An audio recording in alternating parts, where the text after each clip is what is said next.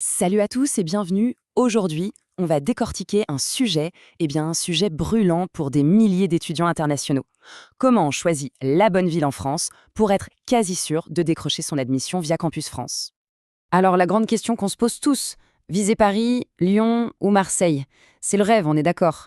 Mais est-ce que ce rêve ne serait pas en réalité le chemin le plus court vers un dossier refusé? Allez, on regarde ça de plus près. Bon, premièrement, parlons du grand piège des grandes villes. On a tous en tête ces métropoles françaises qui font rêver, hein, mais c'est justement là que les problèmes commencent. Regardez-moi cette liste.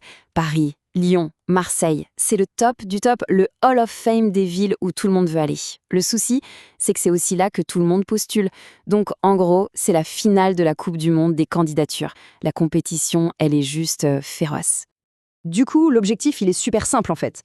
Il faut être malin. Il faut se différencier, ne pas faire comme tout le monde. Alors, comment on fait pour éviter les erreurs que 99% des candidats font? C'est ce qu'on va voir. Allez, on passe au piège à éviter. Parce qu'avant de bâtir la bonne stratégie, il faut d'abord savoir ce qu'il ne faut surtout pas faire. Et vous allez voir, il y a des trucs assez cocasses. Alors ça peut faire rire, mais je vous jure que c'est vrai. Il y a des gens qui choisissent Marseille parce qu'ils sont fans de l'OM. C'est un peu comme, je sais pas moi, choisir son futur job en fonction de la couleur des murs. Ça n'a aucun sens. On mélange la passion perso avec un projet qui va décider de plusieurs années de sa vie. Autre grand classique, je veux Paris pour la Tour Eiffel. Ok, super pour la photo Instagram, c'est clair. Mais baser tout son avenir académique sur un monument, c'est un objectif de touriste, pas d'étudiant. Avoir de la famille sur place, c'est un confort, c'est clair, on ne va pas se mentir. Mais mettre tous ses œufs dans le même panier en ne choisissant que cette ville-là, c'est vraiment, vraiment risqué. Un billet de train, ça existe, on peut aller voir la famille le week-end, peu importe d'où on vient en France. Et l'argument du job étudiant alors, on en parle? C'est un mythe total. L'idée qu'il y a du boulot que dans les grandes villes, c'est faux.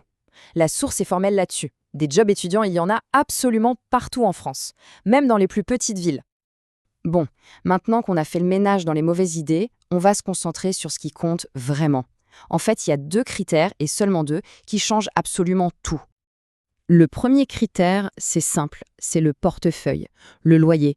À Paris, Lyon, Nice, les loyers sont exorbitants. Ils peuvent littéralement bouffer la totalité du budget d'un étudiant. C'est une pression de dingue et ça peut vraiment gâcher toute l'expérience. Et le deuxième critère, là on touche au secret le mieux gardé de Campus France, les stats. C'est un fait, ce n'est pas une opinion. Certaines universités, souvent situées dans des villes moins populaires, sont statistiquement beaucoup plus accueillantes avec les dossiers internationaux. Et ça, c'est une info qui vaut de l'or. Alors, concrètement, on fait comment? Comment on utilise ces infos pour monter un dossier en béton? La réponse, elle est toute simple. Il faut regarder là où personne d'autre ne regarde. Et voilà la méthode, la recette secrète, étape par étape. Ce qui est génial ici, c'est que ce n'est plus de la loterie. On arrête de choisir au pif. Non, on construit une liste de vœux qui est intelligente, qui est stratégique. C'est ça qui fait la différence. Et voilà ce que ça donne en pratique. Poitiers, Clermont-Ferrand, Valenciennes. Bon, ces noms ne font peut-être pas rêver comme Paris, mais la source le dit bien. C'est souvent dans ces villes-là que les étudiants reçoivent la fameuse lettre d'acceptation. C'est un fait. Allez, dernière partie, et c'est la plus importante. Il faut se souvenir de l'objectif final de toute cette aventure. Le choix de la ville, ce n'est pas la fin de l'histoire, c'est juste le début. C'est ça la mentalité qu'il faut avoir. L'objectif numéro 1, le vrai, c'est d'obtenir son visa et de rentrer dans le système français. La ville, c'est la porte d'entrée.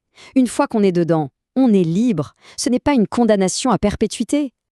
Je veux dire, concrètement, être à Orléans, ça n'empêche pas de passer ses week-ends à Paris. Le TGV, ça marche super bien en France. Et puis, rien n'empêche, une fois qu'on a sa licence en poche, de postuler dans une super université à Lyon ou à Paris pour le master. La mobilité, c'est la clé. Donc pour finir, une petite question à méditer.